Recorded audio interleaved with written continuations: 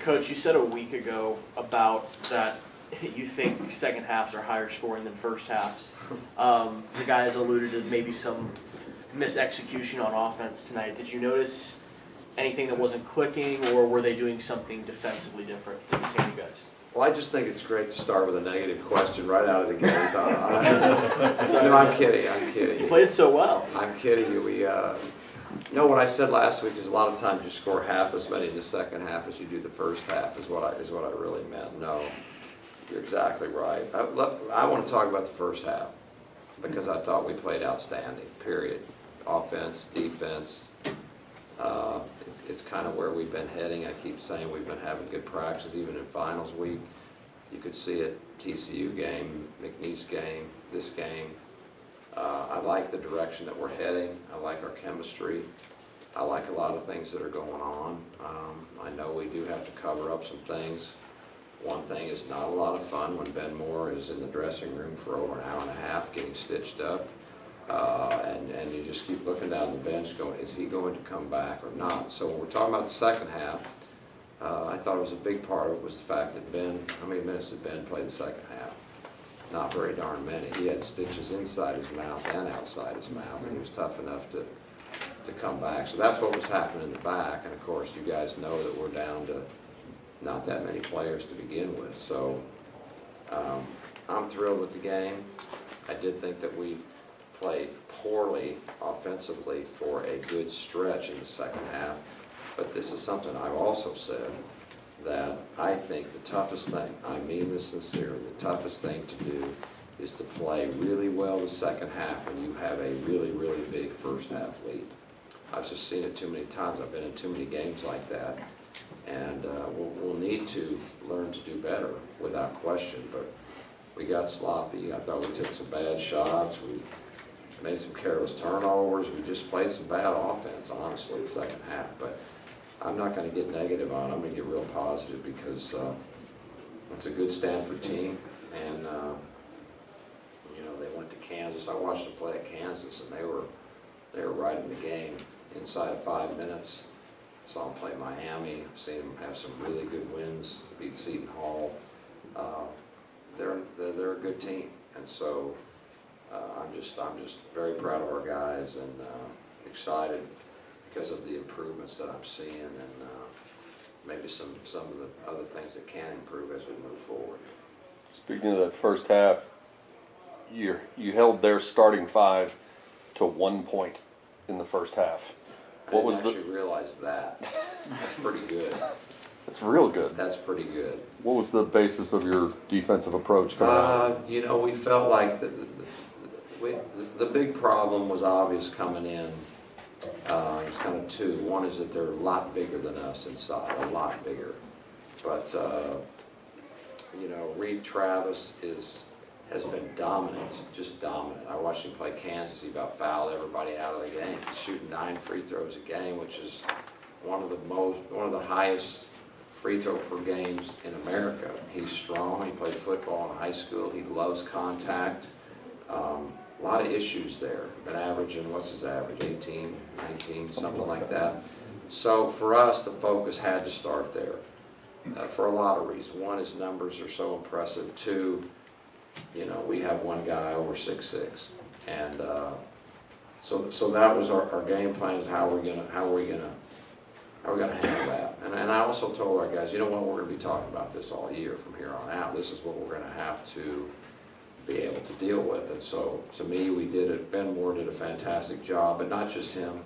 Shimmy guarded him, a lot of guys guarded him, but we said we're gonna have to guard him with 5 people. And I thought that whenever he had any opportunity, there were other people around. So that was number one. And then just we're getting better, being in the right spot. I said last time, you know, defense is so much about vision and position. And the better you get at both, the better you get defensively. We are improving. I see guys understanding more and more, and I think it shows up here. We gave up, what, 33% from the field, 20 from 2, from 3. And you have those numbers, you're not going to lose very many games. So will that happen every night? Probably not. But it did happen tonight against a very, very good team, and I think our guys are seeing that a little more attention to detail is paying off, and I'm really proud of them for their efforts tonight.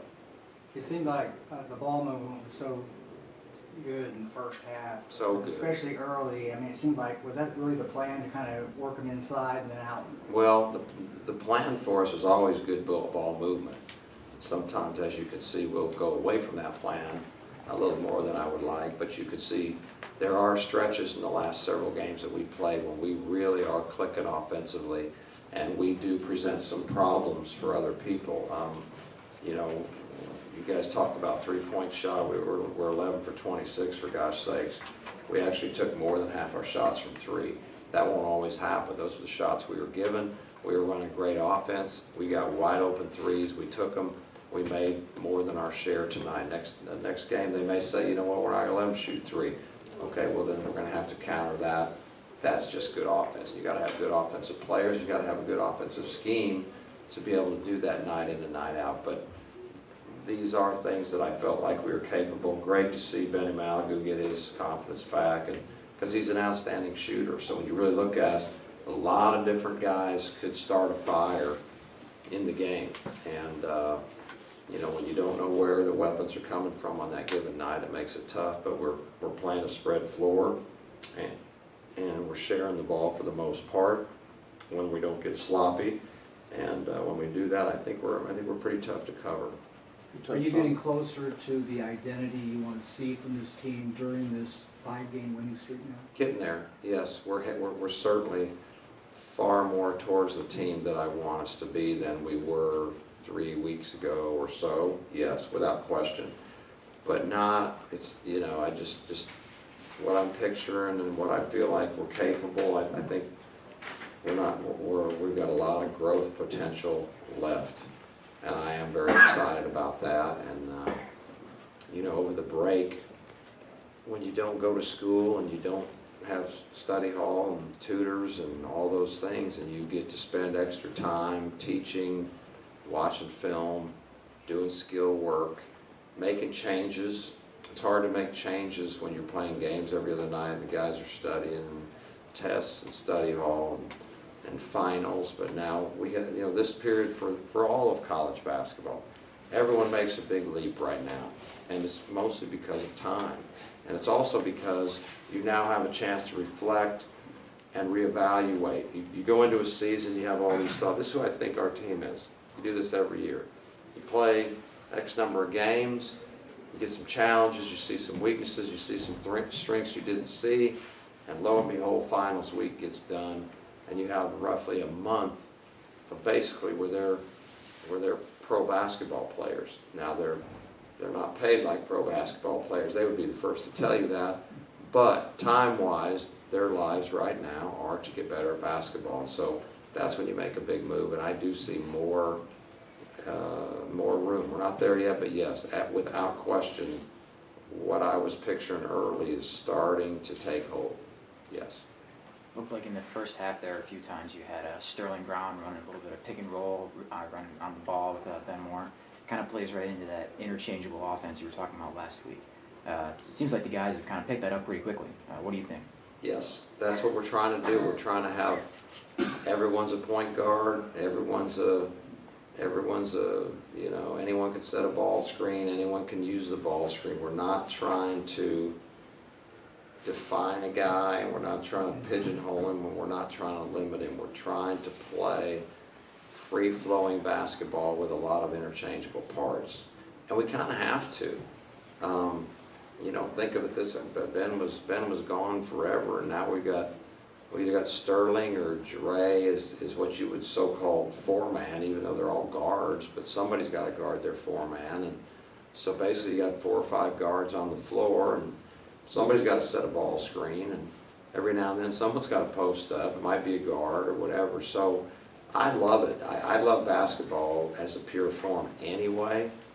And the way I see basketball is if you're a real player, to me, you can pass, dribble, and shoot. That's who I think is a great basketball player. Well, you know, I get frustrated with guys. Well, he's really a good shooter, but he can't dribble. This guy can really drive, but he can never shoot. And this guy can't get a rebound, but boy, can he shoot a hook shot. And I just like guys that are well-rounded. I love basketball players, and I think we've got a number of basketball players, maybe not a lot of, we don't have as many as some, but the ones we have, they can play basketball and they can pass, dribble, and shoot, and those guys are fun to me. Anything else? Any concern, how do you manage coming back on such a short 24-hour window? Much concern, truthfully, for a lot of reasons.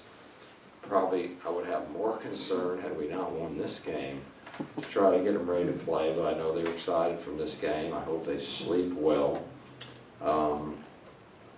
We're playing back-to-back, and I think it's we did that kind of for a toughness challenge, honestly, because the conference tournament is important, and the conference tournament is hard, and you play back-to-back. You don't get days to prepare. As a coach, I like days to prepare.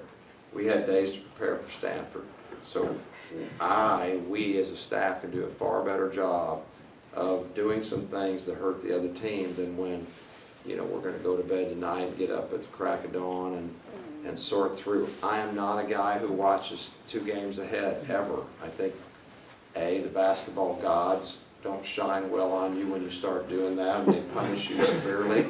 And so I don't want to mess with the basketball guys. At the same time, I get confused. If I'm watching 2 teams at once, I can be in the middle of something and say, number 23 on that out of bounds. No, that's the other team. That's the other team tomorrow night. And I never want to have, I want to have 100% clarity. So, not because of lack of respect. In fact, it's the opposite. I have tons of respect for Albany. They've been in so many NCAA tournaments in the last 11 years. I think they've been 6 times. Their coach is outstanding. Their team is prideful. They are good. They're a tough out. They're complicated to play against. So tons of respect. Now our staff has been working on it, and every time they bring it up, I tell them I don't want to hear it until tonight. But we have a challenge. I'm telling you right now, we have a challenge, and they've been preparing for us for 3 or 4 days, and they're good at it. So we've tried to sell that the best we could tonight, and I hope our guys are listening. But this game was scheduled for a toughness. This is to see if we can bounce back with little preparation against a very good team when some things are stacked against you, because that's what's going to happen. You're going to have to play on your principles a lot when you go to the conference tournament. And honestly, that's a big reason why we're playing this game tomorrow night. After a performance like tonight, will you stick with the green ties? Funny you should ask that. There's a strong possibility. There really is a strong possibility. And, this is Coaches for Literature. Obviously, I'm sure that was made, and which is a great cause. And just tonight, we thought, we would all be unified. But heck, if we're going to play like that the first half, we may wear green the rest of the darn year. I don't care. So we're going to have to discuss that. I'm not, I'd like to say I'm not superstitious, but that's, but I don't know if that's even true. I just know some routines work better than others. I know that, so I don't know if we'll see. We're going to have a discussion about that. But they do look pretty good, don't they? They do definitely stand out. And I'm proud of Jonathan for his work with that.